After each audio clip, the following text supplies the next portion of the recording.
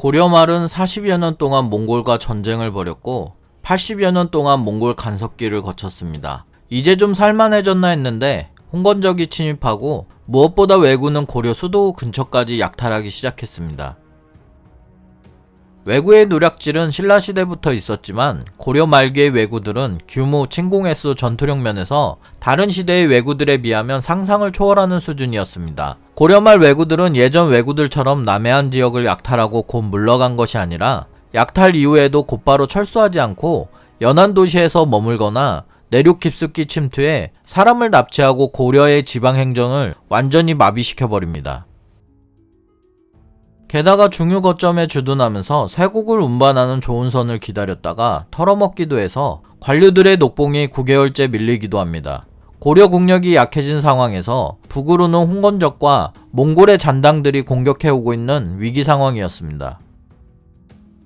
왜구가 고려를 침공하던 당시 일본 상황에 대해 살펴보면 덴노에게 불만을 품은 실권자 아시카가 다카우지가 반란을 일으켜 교토를 점령하고는 원래 고다이고 덴노를 몰아내고 새로운 고묘 덴노를 옹립했습니다.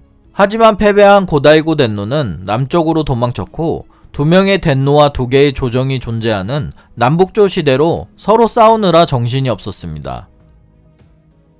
남북조가 서로 싸우는 사이 왜구의 본거지인 규슈 일대 통제 자체가 불가능했고 오히려 규슈 일대의 왜구들이 수도 교토 인근 기나이 지역까지 약탈할 정도였습니다.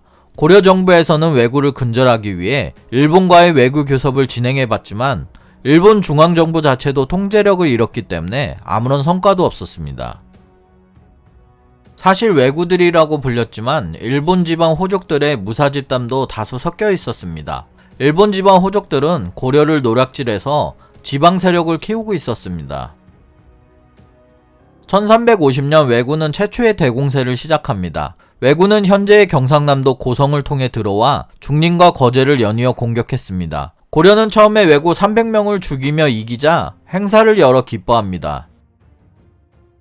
그런데 1350년 한 해에만 왜선 100여 척이 순천부를 약탈하고 섬진강을 타고 내륙 깊숙이 진군해서 남원 조은선을 약탈하기도 합니다. 또한 조은선이 있는 장흥과 영건까지 약탈합니다. 그리고 하포를 공격한 후에 무엇보다 고성을 단순히 노략질만 한 게 아니라 고려군의 군영에 불을 지르는 경지에 이르게 되니 당시 왜구가 고려군을 얼마나 우습게 보았는지 알 수 있습니다. 발동이 걸린 왜구는 이제부터 한 방향이 아닌 전방위적 공격을 펼치기 시작했습니다. 이후 고려가 멸망하는 1391년까지 506회나 쳐들어왔습니다. 연간 평균 12회를 넘으니 한 달에 한 번씩 쳐들어온 셈이었습니다. 고려 최후의 명군이라 불리는 공민왕이 즉위했지만 왜구의 노략질은 멈추질 않았습니다. 1452년 왜구는 경기도 주변까지 밀고 올라왔습니다. 기민함은 25척의 함선을 이끌고 출전했지만 겨우 왜구의 20여 척의 함선을 보고 싸우지도 않고 현재 인천으로 달아납니다. 그렇게 들어온 왜구들은 강화도로 몰려와 그 지역을 도륙합니다. 이 시기에 고려 장수들이 승전했다는 기록은 없고 왜구들은 1355년에 전라도에서 조은선 200여 척을 약탈합니다. 그리고 1357년에는 수도 근처까지 와서 왕주들의 선왕의 영정까지 탈취해가는 막장스러운 사태로 치닫게 됩니다. 게다가 왜구가 심심하면 강화도와 인천 주변에 나타나 바닷길로는 세미를 거둘 방도가 없었습니다. 1360년이 되자 이제는 왜구와 함께 북쪽에서 홍건적이 고려로 들어오기까지 합니다. 홍건적의 기세가 절정에 이르자 공민왕은 개경을 탈출해 몽진하게 됩니다.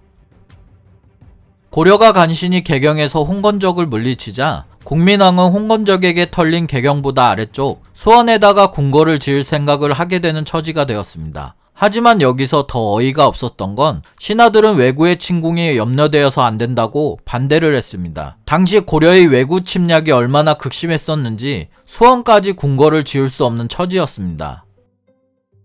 이런 절망적인 상황에서 서서히 드러나는 사람이 있었는데 바로 동북면의 촌뜨기 시골무사 이성계였습니다. 이성계의 아버지 이자추는 쌍성총관부 지역에서 원나라의 벼슬을 하다가 공민왕 때 고려에 투항했습니다. 1361년 이자춘이 죽자 개경 사람들은 이제 동북면에는 사람이 없다고 했지만 그의 아들 이성계와 그리고 이지란이 있었습니다. 당시 이성계는 20세에 불과했지만 그의 개경을 침공한 홍건적을 물리치고 그 다음 해에는 고려의 변방을 위협하던 원나라 장수 나아추를 물리쳤습니다. 1364년에는 기하웅의 후원을 받고 공민왕을 몰아내기 위해 덕훈군이 1만여 군사를 이끌고 자신이 고려왕을 하겠다며 고려로 쳐들어왔습니다. 공민왕은 최영을 대장으로 삼아 적을 막게 하면서 동시에 이성계에게 동북면의 정예기병 1000명을 이끌고 합류하라는 지시를 내립니다. 이에 최영과 이성계는 덕훈군을 격파했습니다. 이성계는 가별초라는 강력한 사병 집단을 거느리고 있었는데 기록들을 살펴보면 사병 집단의 숫자는 3000명 정도로 추정됩니다. 규모도 컸지만 사병 집단 대부분이 정예 기병이었습니다. 이 가별초에는 여진족 병사들과 심지어 항복한 몽골군 병사도 있는 다민족 혼성부대였습니다. 이성계 군단은 전투에 나설 때마다 항상 대라를 불며 진군했습니다. 당시 기록을 보면 다른 장수들은 대라를 쓰지 않았는데 유독 이성계 군단만 대라를 불면서 전투에 나타났기에 이것은 이성계 군단의 트레이드 마크가 되게 되었습니다. 절망적인 전투 상황에서 갑자기 대라 소리가 크게 울려 퍼지면 고려군이나 백성들은 그 소리만 듣고도 이성계가 왔다 하고 기뻐하였습니다. 반대로 이성계와 수차례 싸우며 그 명성을 들은 왜구들도 대라 소리가 울려 퍼지면 이성계가 온 것을 알게 되었는데 대라 소리가 울려 퍼진 잠시 후엔 어김없이 수천의 이성계 기마병이 전장에 도착해 왜구들을 사륙하기 시작했으니 왜구는 대라 소리만 듣고도 놀랐다고 합니다. 최영 장군이 1376년 홍산에서 왜구를 대파했습니다. 하지만 다음 해에도 왜구의 기세는 줄어들지 않았고 고려를 공격해 군함 50척을 불태워버리고 죽은 병사만 1000명이 넘었습니다. 왜구는 강화도와 현재 김포 근처까지 침략해 지나가는 모든 곳을 황폐화시켰습니다. 당시 조정에서는 왜구가 너무 개경 가까이 왔기 때문에 수도를 옮기자는 이야기도 있었습니다. 당장 고려조정은 강화도의 왜구를 막기에도 급급했는데 이 와중에 경상도 지역에 왜구가 구름같이 몰려왔다는 소식을 듣고 이성계를 경상도로 파견하게 됩니다. 당시 이성계의 군사는 정예병으로 이름이 높아 각 고을에서는 간절한 마음으로 이성계의 군사를 기다렸습니다. 이성계는 경상도 지역으로 가던 중에 지리산 부근까지 치고 올라온 왜구를 마주치게 됩니다. 왜구 중 한 명이 엉덩이를 두들기며 도발을 일삼자 이성계는 화살을 쏘아 이를 맞추어 버리고 공격하자 왜구들은 큰 피해를 입고 산으로 도망쳐 버렸습니다. 바위가 높고 가팔라서 말이 올라갈 수 없다는 보고를 받았음에도 그럼 내가 직접 가서 보겠다. 너희들은 내가 혹시 적에게 진격하면 곧바로 뒤를 따라라 라고 말하고는 직접 진영을 살피며 지세를 보고 틈을 찾아 적에게 돌격해버렸고 지리산에서 왜구는 박살나게 됩니다.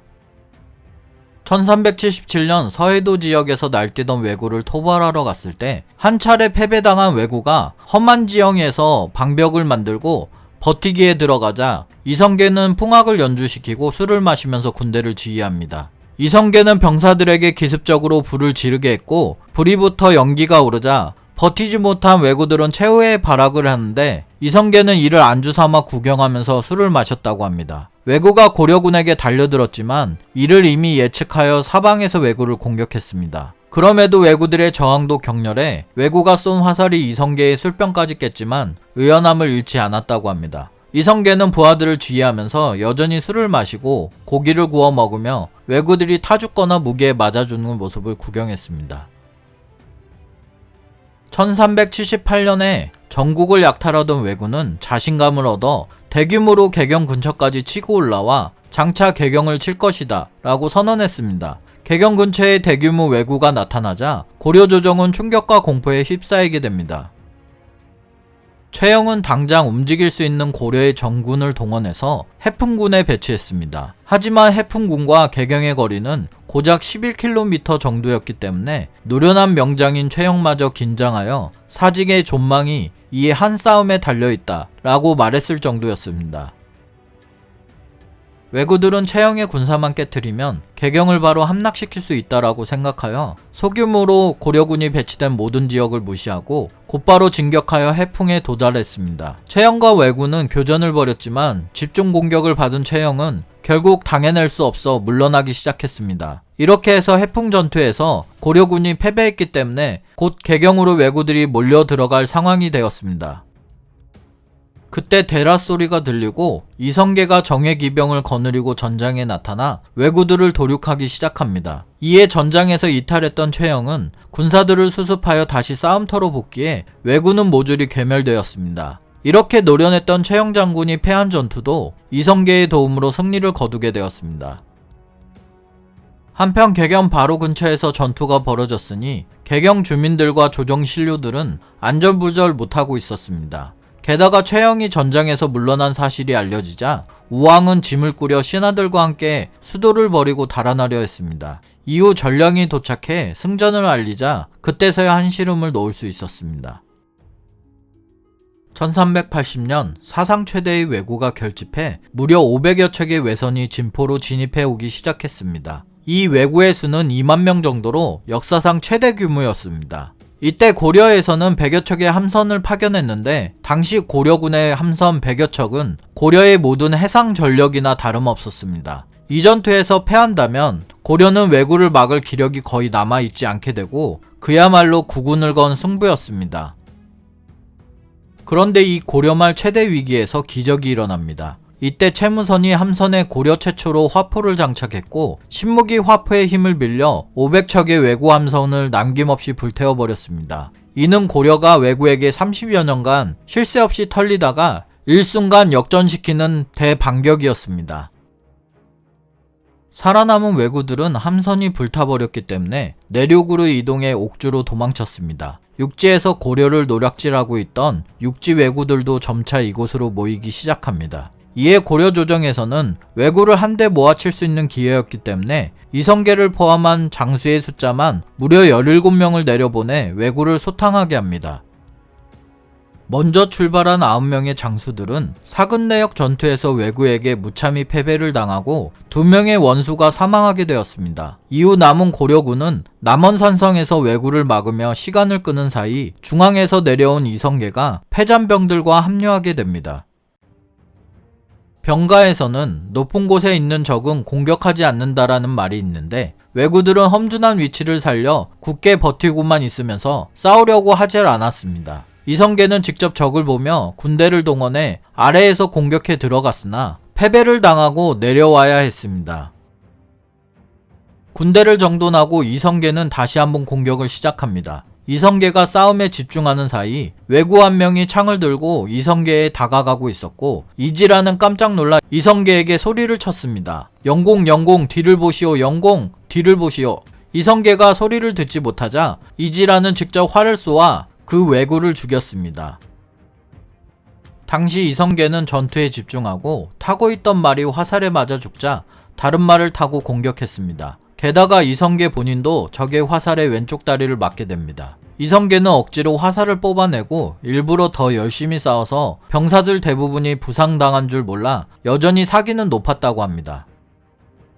그렇게 힘들게 싸우다 조금의 여유가 생기자 병사들에게 하늘의 해를 가리키며 겁나는 사람은 물러가라 나는 적에게 죽을 것이다 라며 소리쳐 고려군은 사기가 올라 죽기 살기로 전투에 임하게 됩니다. 이때 아지발도라는 왜군 장수가 있었는데 무예가 출중해서 고려군 장수들이 감히 대적하지 못할 정도였다고 합니다. 아지발도란 명칭은 고려인들이 불렀던 용어로 어린 용사 정도로 해석됩니다. 나이는 겨우 16세 정도 되었는데 용맹스러웠고 흰말을 타고 창을 휘둘러 감히 대적하는 사람이 없었다고 합니다. 이성계가 아지발도가 용감하고 날랜 것이 아까워서 이지란에게 산채로 잡아서 우리 가별초에 넣어볼까? 했지만 산채로 잡으려면 반드시 사람이 상하게 될 것입니다. 라고 말했습니다. 이때 아지발도는 갑옷과 투구로 목과 얼굴을 감싸고 있어서 화살을 쏠 만한 틈이 없었는데 이성계가 내가 투구에 정자를 맞춰 투구를 벗길 테니 그 즉시 지란이 네가 화살을 쏘아 맞춰라. 이성계가 화살을 쏘아 투구에 정자를 맞히니 투구가 벗겨졌고 이지란이 화살을 쏘아 화살을 아지발도 얼굴에 박아 넣어 아지발도는 죽게 되었습니다. 아지발도가 죽자 왜구는 사기가 바닥에 떨어져 전열이 붕괴되었습니다. 이성계가 앞장서서 왜구를 치자 고려군은 도망치는 왜구를 모조리 도륙내기 시작합니다. 워낙 대사륙이 벌어지는 통에 냇물이 모두 피로 변해 7일 동안 빛깔이 변하지 않으므로 사람들이 물을 마실 수 없었다고 합니다.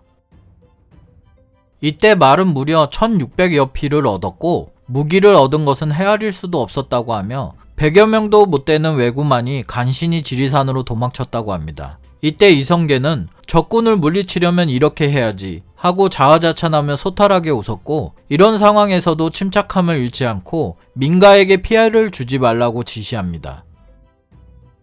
대승을 거둔 이성계가 위풍당당하게 군단을 이끌고 개경으로 귀환하자 최영은 노구를 이끌고 백건과 함께 이성계를 맞이하며 손을 잡았습니다. 공이여 사만이 다시 일어난 것은 이 한 번 싸움에 있는데 공이 아니면 나라가 장차 누구를 믿겠습니까? 라고 오열하면서 소리쳤다고 합니다.